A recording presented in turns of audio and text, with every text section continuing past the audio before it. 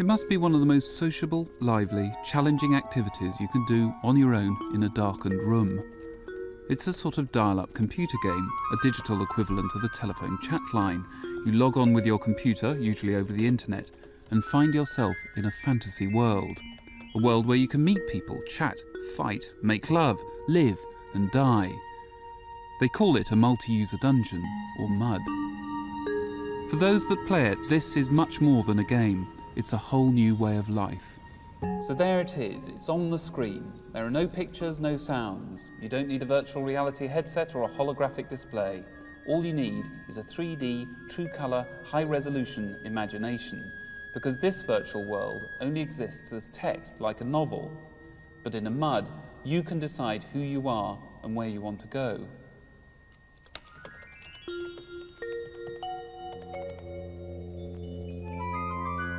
A MUD world is also like a novel full of characters, but they aren't fictional. What they say or do is determined by real people who, like me, sit at a computer, experiencing the same world, but from their own point of view.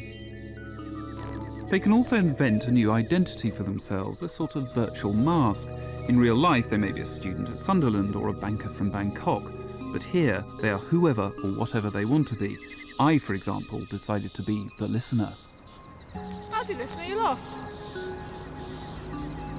The Italian gardens over there. I'm going there. Do you want to come?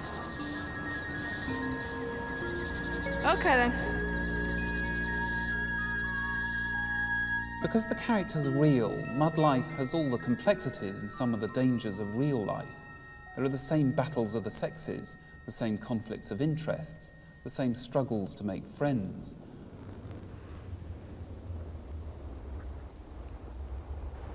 This world has the perils as well as the pleasures that you experience in real life, or IRL as MUD players call it. Hello listener, where are you from IRL? Hello, gorgeous. Hello legs. Lovely blonde hair. Oh, it's even better in my armpits. Oh, that's disgusting. I was only joking, stupid.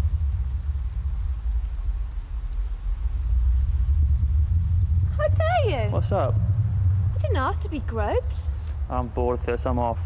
Thanks very much. Yeah, well, if you'd been a bit nicer, I might have hung around. You don't make up a multi-user dungeon world as you go along. The descriptions of the locations are stored on a central computer called a server, and they continue to exist there even when you log off. But it's the users who bring the world alive. It's their interests and quirks, their creative and sometimes destructive instincts that give the MUD its character.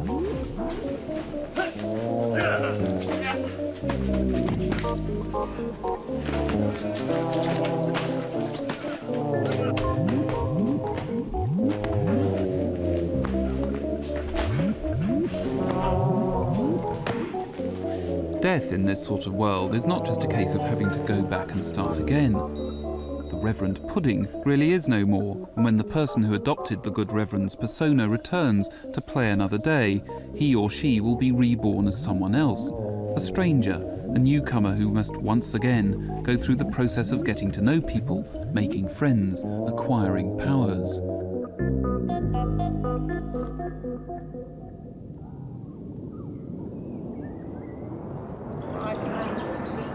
Despite their playfulness, multi-user dungeons have a serious purpose. They're models for a whole new type of institution, a virtual space in which students can be taught, companies can do business, worshippers can worship. Some are even trying to use them to create experimental communities, literally to build new worlds from scratch in which they can try out different codes of behaviour, systems of government and new environments.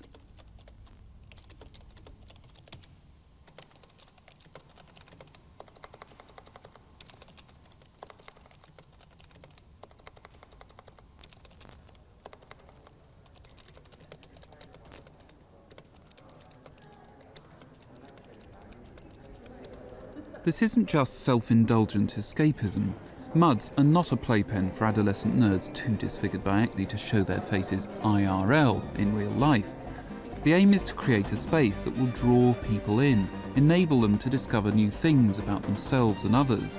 You don't come here to get a life, you come here to find out more about life. This in part is what interested MUD pioneers like Richard Bartle.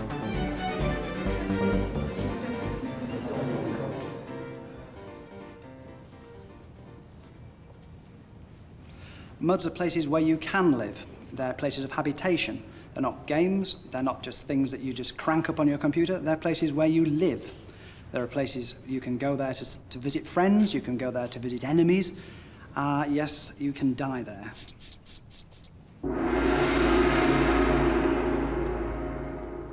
MUDs mirror real life. They reflect every aspect of people's lives, the way they live, the way they talk with each other, and the way they socialise. People go there to talk and interact with each other, so things that are important to people in real life get talked about and are important to people on MUDs. As with any society, there are good people and there are bad people. People go in there to have a good time, to enjoy themselves, to meet other people. And there are people who will go in there to try and mess it up for other people.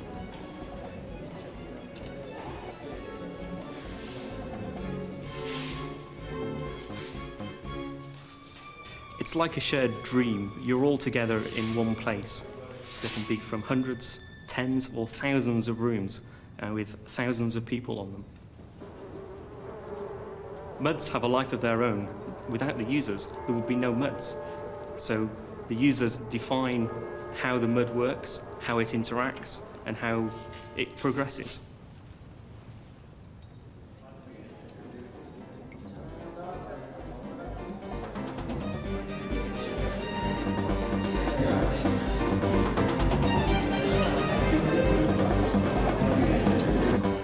The result of all this can be a world that is, to say the least, bewildering.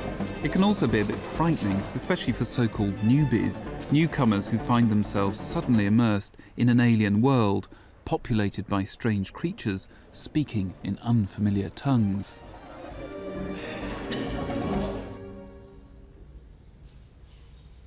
But then, that could be a description of what it's like IRL.